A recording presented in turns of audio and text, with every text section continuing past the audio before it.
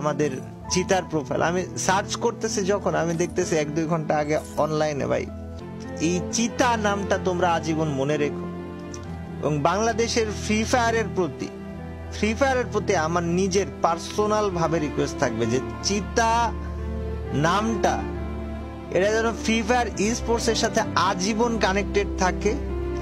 Free fire নিজে যেন এই চিতা এই নামটাকে আলাদাভাবে রিকগনাইজেশন দেয়। ওর জন্য তোমরা দোয়া করো।